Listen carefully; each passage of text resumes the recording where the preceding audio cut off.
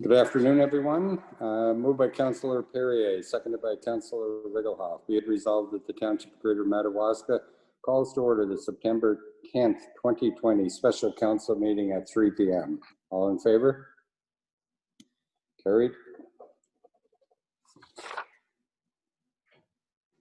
And moved by Councillor Perrier, seconded by Councillor Rigglehoff, that the agenda of the special council meeting of September 10th, 2020 be approved as presented. All in favor? Carried. And is there any declaration of pecuniary interest? Seeing none. There's no delegations. Facilities, public environment protection.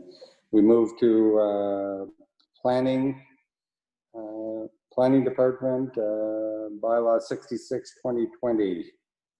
Luke. Thank you very much, Your Worship. This is a report for a proposed widening to the gap in the Calabogie Lake Causeway.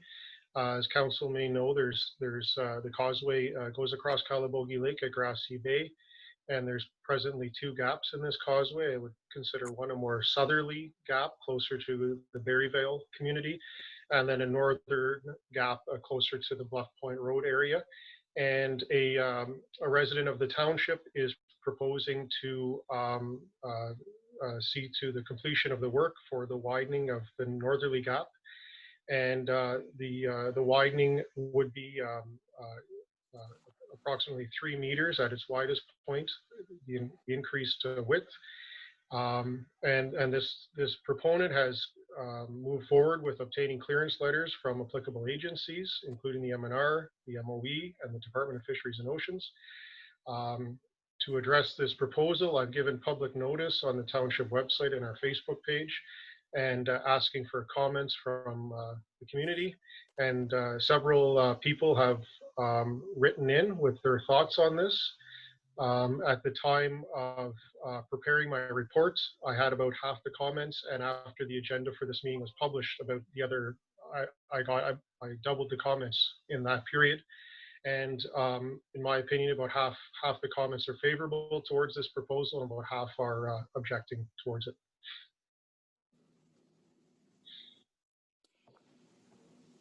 Okay, do you want to go into any of the background of what we're doing? In which regard, Your Worship? Well, just exactly, and this would be more for the public when they're viewing, and exactly what the proposal is. Yeah, it seems at this time what would happen is the proponent may commission a barge with a small excavator on it. I've measured the gap that presently exists. It's 10 meters in width.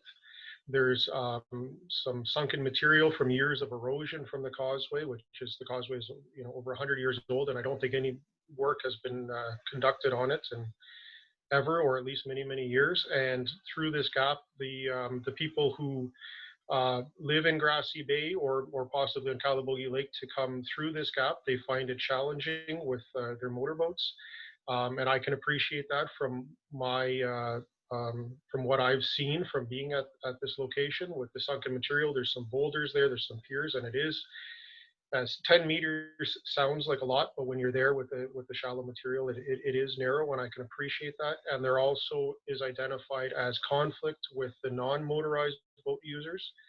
The boats, the motorboats coming through, they say they have to go through at a little bit higher speed to stay up out of the water so they don't damage their boats. And if a canoe or a kayaker were to be coming through the causeway at a different direction, there's challenges with that. Also, with the people fishing on the end, there seems to be some congestion with use at this location. So the widening would go would take it from 10 meters at the widest point above the water level, an additional 3 meters to 13 meters in width, and at the water level, it's approximately 2.5 meters of proposed widening. If that helps. Okay. Thank you. Questions from council? Councilor Perrier. You're muted there, Lucy.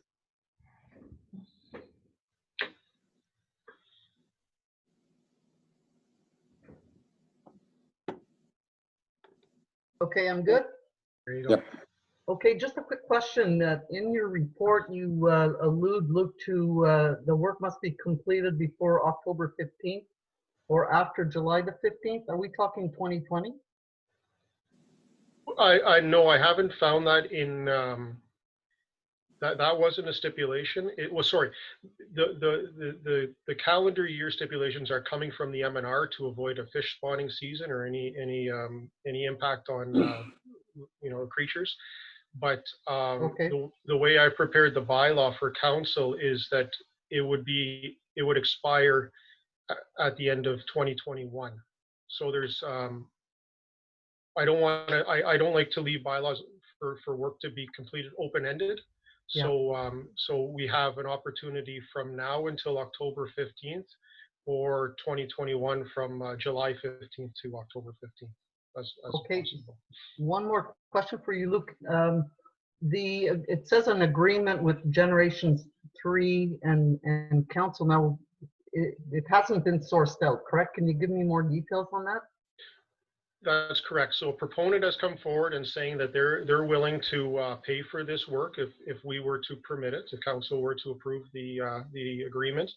And by way of that, they've hired an independent contractor which is Generation 3 Developments Inc., which is a Fleming company. And they would conduct the work, and it would be with the contractor that we would enter into the agreement. Meaning Generation 3. That's right, because the private individual would not be conducting the work and not be part of the agreement. Okay, thanks. Further questions? Councillor McPherson. Councillor. Luke, how wide is, I don't know how well I'm going to come through. How wide is the opening on the east, or sorry, the south end, east end, whatever it is? The south end. The other opening. Good question. I don't know. I've observed it, but I've never done a measurement. I would say it's roughly the same, possibly more narrow. But it's not open for boat traffic. Well, in that location, the town there's a wooden bridge at that location. Okay, all right. So this is the only location where boats can go through. Yeah, if we were to widen the southerly gap, then pedestrians couldn't walk out on the causeway at all because there's no access from the Bluff Point side, and then it would limit access from the Berryville side. No, obviously well, you've been forwarding things as well, but some of the objections have been related to the ecosystem, sensitive ecosystem, birds nesting, fish spawning, etc. But there's nothing to suggest any concerns in the report or the approval that was provided by the Ministry of the Environment, correct? No, but I would also say in my experience with planning and development and dealing with agencies that just because they haven't flagged an issue doesn't necessarily mean it doesn't exist. In some parts, I see their approval to this widening being related to the fact that the causeway is a man-made structure. So, if this was placed by people, many years ago, but it's nonetheless a man-made structure. It's not like we're manipulating the natural environment here. But that's so it's possible that their approvals were moved forward in that light, but it's not to say that they wouldn't change. Not to say that their approval maybe didn't consider the overall impact of Grassy Bay, but nonetheless, my suggestion to council is that in my mind, this widening is modest.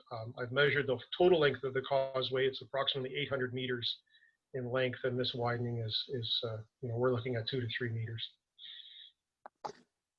And one of the things, so I know concerns were raised with respect to, well, now this will allow larger boats, et cetera. And I'm not necessarily convinced that that should be a major concern. I can't imagine that there's going to be a horde of people go out and buy bigger boats because that opening is widened. And I guess the thing that I then have to focus on is the safety concerns. And if there are risks or safety issues involved there, and this would help mitigate those, then it's certainly something I think we should be considering. The comments that I received from the public that relate to access and safety seem to indicate that the general consensus from the people that do traverse this opening is that it would make it safer. In their opinion, and I have a few comments from people that are non-motorized boat users. They seem to appreciate this widening, and motorized users would appreciate the widening. I think generally the people that are not in favor of this proposal are those that are, to your comment, Councillor McPherson, are the ones that are looking to keep the grassy bay somewhat sheltered from the main lake, you know, and to limit the, you know, boat traffic that may exist. Thank you. Councillor Perrier. Okay, I'm having some difficulties understanding the ecosystem and all that stuff. I Googled it, and we've got tons of comments that came in at the last minute. I think some of the concerns from the Grassy Bay area is the spawning of fish, yada yada. And I looked at the M&R report that we got. It says, provided that the plans are implemented in the manner during the time frame described, yada yada, and it just states what the concerns are from an M&R. Having said that, I can tell you to put 3 culverts on Cross Lane took 15 months to get approval from all the DFO, M&R, and the environment. So I guess my question is how is it that this happened so quickly? So I wasn't involved in obtaining these comments from the agencies. Okay. So I can't comment on that. Okay. But does the M&R response address the fish, loons, and all that? I've read this package 3 times now, and I don't see anywhere where it says we agree with your proposal, since you know you're taking into consideration this, and this. That's what I'm trying to get convinced with. Well, I can tell you that the Department of Fisheries Oceans, their comments were specifically related to fish and fish habitat and any impact that may exist, and they were okay with this. Okay. The Ministry of Environment, they generally, their purview is generally endangered species or species at risk. They've been transferred that portfolio from the M&R as of recently. Right. And the M&R, I don't understand quite the overlap between the M&R and DFO in this case, but the Ministry of Natural Resources, I'm sure they're looking at habitat as well. Okay, do we have something from them saying it's a go, or is it all under the Fisheries and Ocean response? Nope, all 3 of those agencies have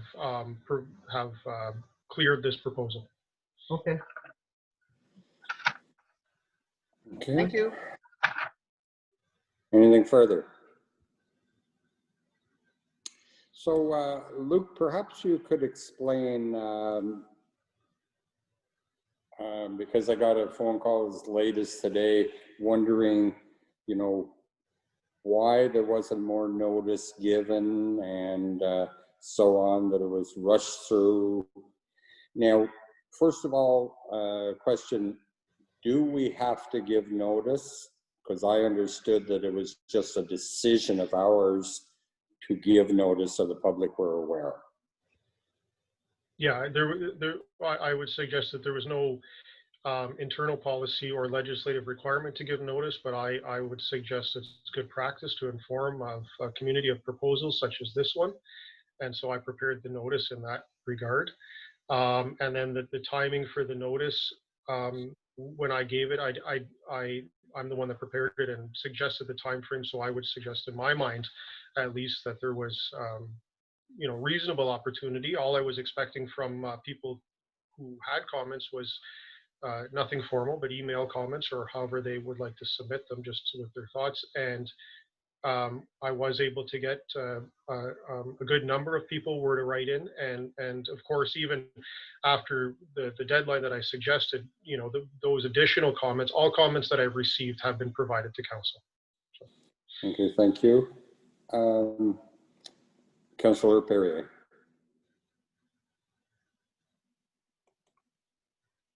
Okay, I guess I've looked at all the pros and cons, and I don't care either way. I just want to make sure I'm comfortable. But of the 7 or 8 against, 4 people are concerned with the time frame provided for comment. That being said, we have to realize that we put out the notice on September the 2nd and gave people until September the 8th, being a long weekend. And if I was a parent, thank God I'm not, my more concern would be with getting my kid back to school and their safety. So I'm just saying, I don't think that the time allowed for comment was long enough. That's just my comment.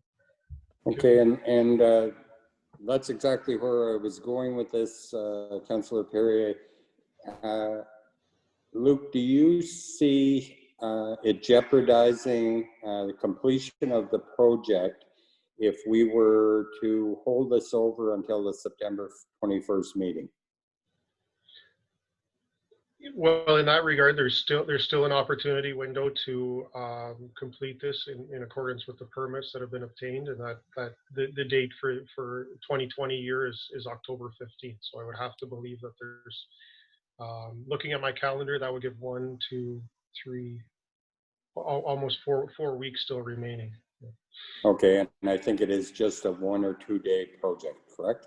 It's been suggested that it, previously, I don't know if circumstances have changed at all with the timeframes, but previously I've heard it would be a 1 day project.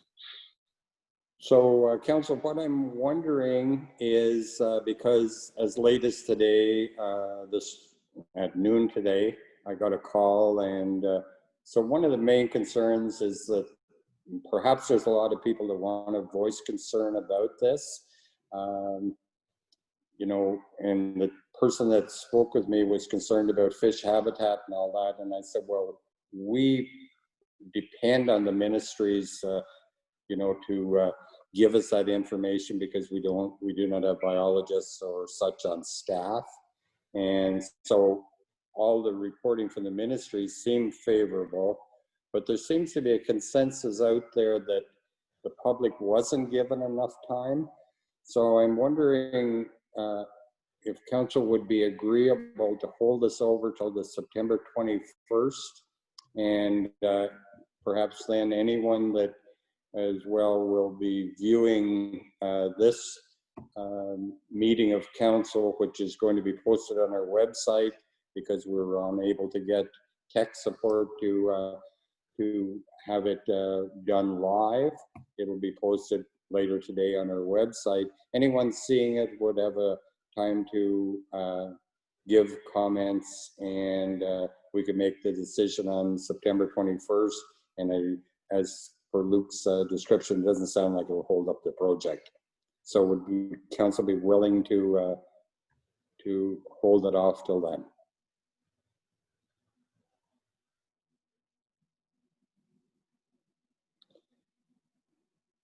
Lucy?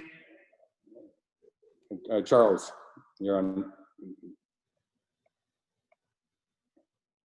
Thank you, Your Worship. Well, we're giving them another 8 days. We're saying they've only had 8 days. But as Luke was saying, as far as the notice for this, it doesn't fall under the normal parameters of giving the 20-day, 30-day notices like we do for other revisions that are made within the township. What we will get more of is people inquiring about the fish habitats, who's paying for it. Again, it's just, paying attention to the details that this is not being funded by the township. The M&R and fisheries and the ocean, everyone is good with it. To prolong it another 8 days, in my estimation, it just adds to our schedule again later in the month. I don't see any. I mean, I agree with that. You know, yes, give the township, the constituents more time, but I don't see the value in it at this point. Okay. Any other, Councillor Perrier? I just have one more question. I understand that, I guess it's Mr. Farrell that's going to fund this. And I understand he's going to fund it. But what happens to the total cost of ownership, to the maintenance of the causeway afterwards? Is he going to pay for it, or are ratepayers going to pay for it? Or is there any maintenance required?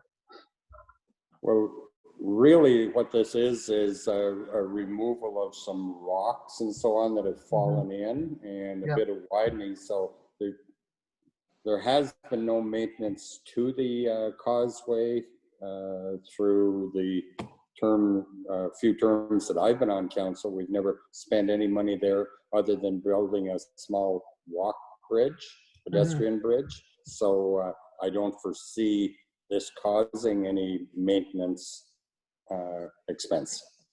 Thank you. So my personal preference is that we would defer this, because even if we're getting the same comments, if the ratepayers do not feel they had an opportunity to voice their concerns, and it was mentioned to me about a long weekend and they're just finding out, I personally would prefer to see it be held off till the 21st. But maybe what we should do is bring that to a vote, because I may be alone in my thinking there. So Allison, could we get a whatever you call it, recommendation or to vote on? Yeah, so a motion to the effect that council agrees to defer bylaw 66 2020 to the September 21st 2020 regular council meeting. Okay, can I have so I'll move that, and Lucy will second it. So can I have a vote? Who's in favor of deferring this until the 21st regular council meeting? Lucy, Glenn, and myself. And against? John. So it will be deferred until the 21st council meeting. Thank you.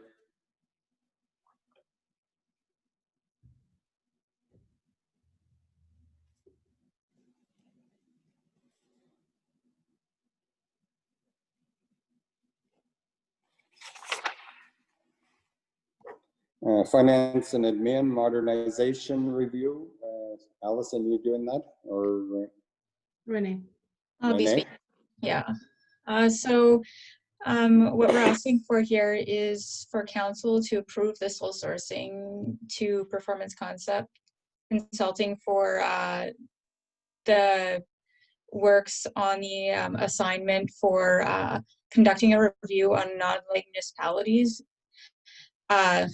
to build some options for service sharing. So it's in line with what the company is currently doing with the like municipalities, and it would be in addition to the to that project, to review the non-like municipalities, as well as a review on community-based committees. So just to increase effectiveness and communication, and design a strategy for economic development and tourism. So build a strategy and identify strategic priorities.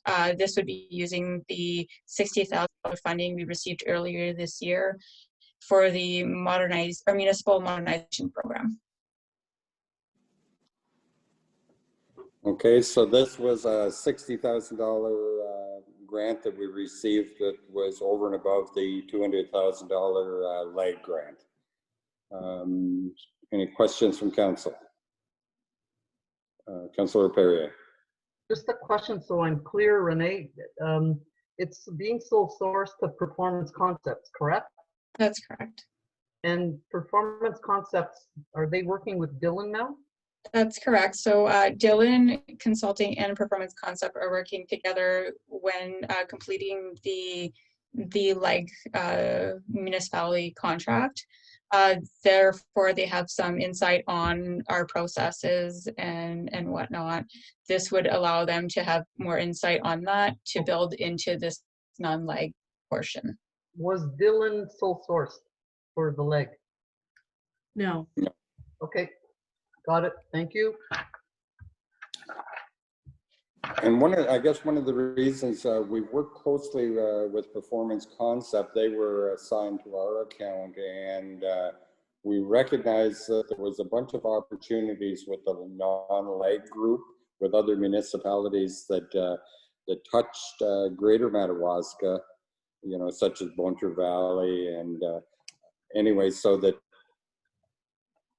they're able to take advantage of the work that has been done and further enhance it to bring in these non-LEG groups. So that's one of the reasons that Renee has led the charge, leaning towards Money Concepts doing it instead of starting off fresh with somebody else, that we would have to pay a bunch of the $60,000 to get up to the speed that Performance Concepts are at today. Okay, anything further on that? So moved by Councillor Perrier, seconded by Councillor Rigglehoff. The council approves single sourcing to Performance Concepts Consulting to complete the Greater Madawaska Modernization Review in the amount of $60,000. All in favor?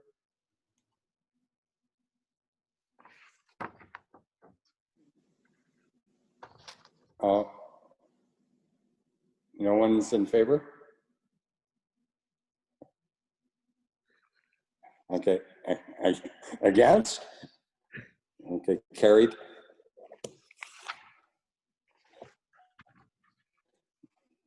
And bylaw 64/2020, procedural bylaw. So as council may be aware, there has been changes to the Municipal Act to allow for e-participation. As such, our bylaw can be updated to allow members to participate who wish to participate electronically. So section 6.2 and 6.3 of the bylaw have been updated to reflect that. Previously, unless an emergency was declared, the only participation could be just to listen to the meeting, whereas under the new legislation, members of council are permitted to be counted as in quorum and to vote in open session and participate in closed. So it allows for greater flexibility for councilors. So there is some requirements. So one is that request to participate electronically would be made by 9 a.m. the morning of the meeting, and that the request be in writing, so an email or some form of communication. And then that the reasons for e-participation would be the member has work obligations or is away on municipal business, or the member is ill or disabled. So I don't know if there's any questions or concerns with regard to that.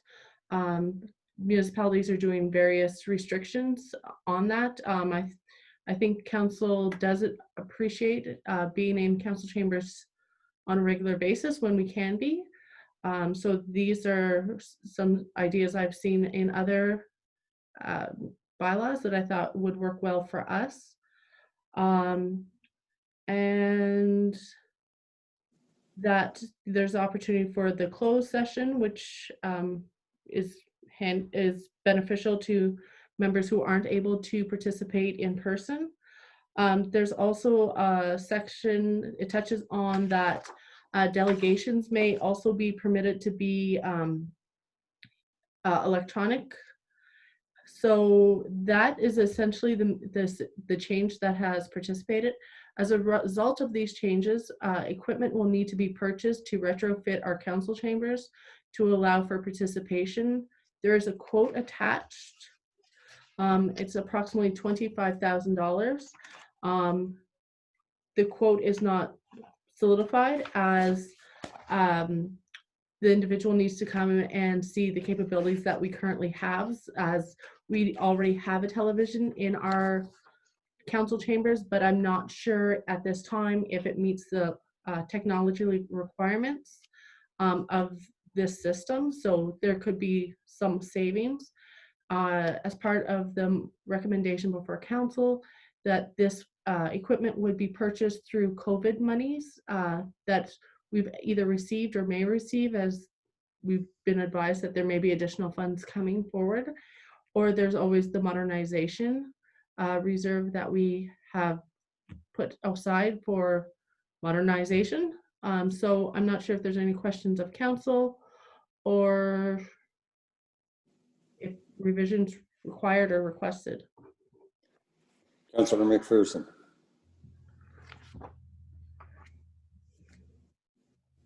Okay, I think we do need a revision, because I think it needs to be clearly stated as to what the request in writing actually consists of, because it's not clear that an email would be sufficient.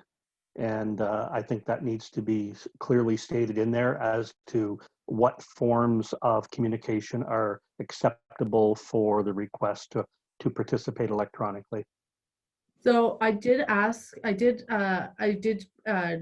update this section with the assistance of a solicitor, and they felt that leaving it open the way it is provided more flexibility to council, because, you know, writing today is not considered a pen and paper.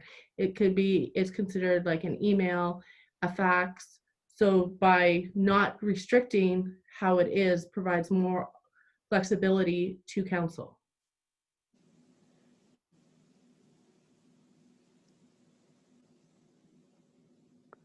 I get that, but on the other hand, not everybody would agree with that statement, in that clarity, especially in something in a regulatory matter, is absolutely essential. And this is a regulatory requirement. So this has to do with dealing with what is acceptable from a from a provincially mandated perspective, and us taking advantage of what's available. And I think that it's important that we be precise and explicit when we lay down something like this in a bylaw, as opposed to leaving it ambiguous.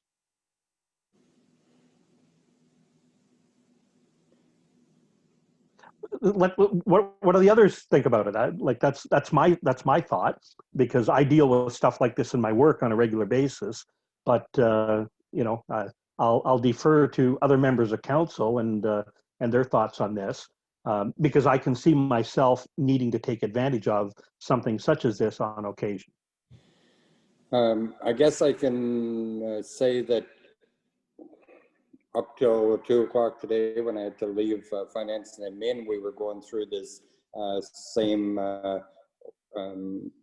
item with the county, and there was no mention, although we talked about why you could participate, the reasons for participating electronically, there was no mention in there of the method of informing, so it was left out of there as well. Now, Allison, can you, would a phone call work? No, so it says in writing. So in that instance, it has to be, an email is considered writing. So a fax is considered writing. A letter would be considered writing. So I think the way I'm interpreting this is that anything that I could print off and put in a file to demonstrate that the requirement was met could be utilized. So somebody could drop something off at the front door, they could email, they could fax. Okay, any other councillors of any concern on this?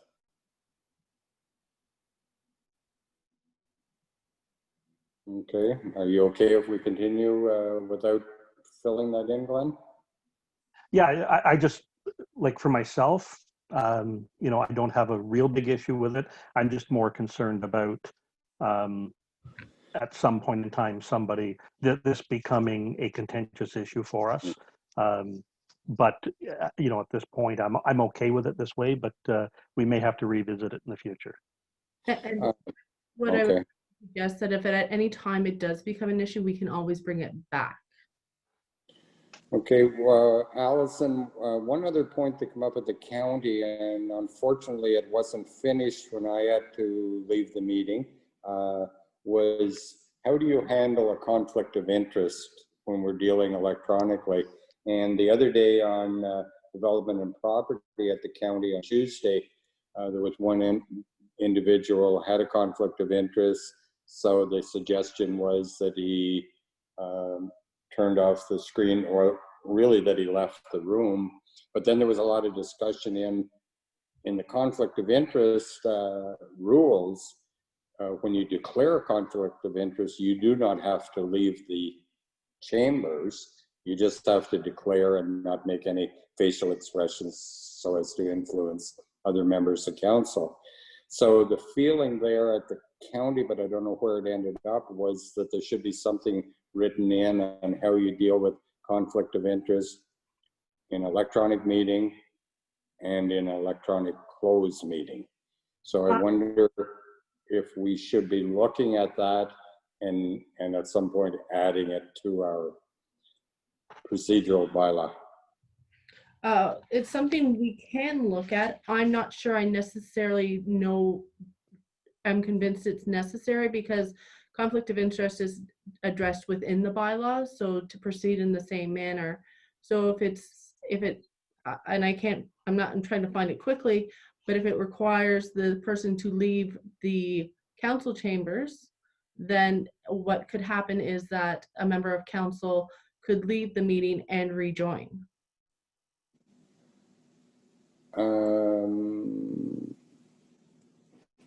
Sean suggested that they could leave and be put into a waiting room because you cannot leave and rejoin. Well, Councillor Perrier has just left and rejoined. Yes.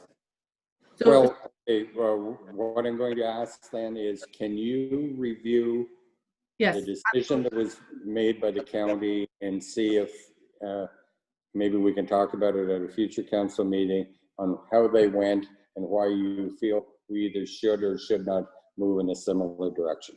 absolutely. Okay. So I'm going to read the resolution, unless, are there any further questions?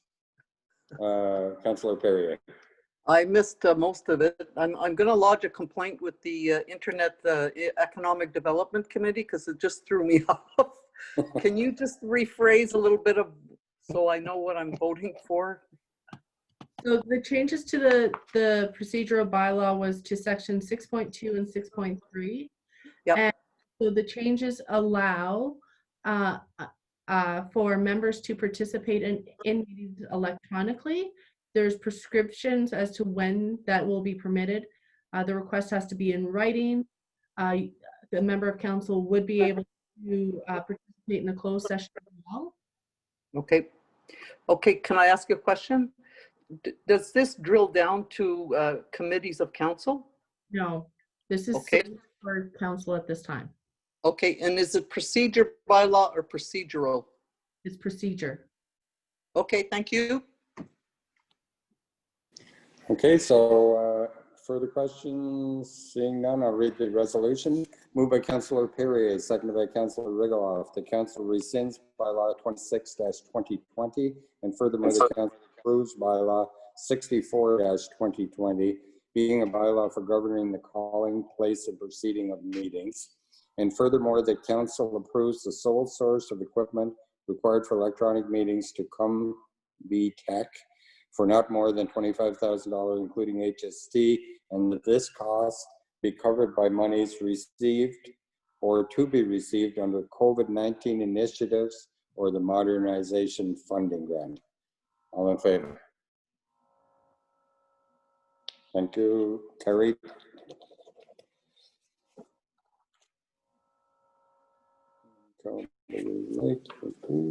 Parks and Recreation minutes. And I think that's it. Moved by Councillor Perrier, seconded by Councillor Rigelhoff, that the special council meeting of December 10th, 2020 be adjourned at 3:40 p.m. All in favor? Excuse me, you missed the bylaw, the motion on the bylaws. I thought it was just the causeway, but there was other ones. Sorry. Okay. Moved by Councillor Perrier, seconded by Councillor Rigelhoff. Be it deemed that the following bylaws, 64/2020 procedural, be deemed read a second and final time and passed by council, and furthermore that 65-2020 confirmatory be read a first, second, and final time and passed by council at the special council meeting held September 10th, 2020. All in favor? Carried.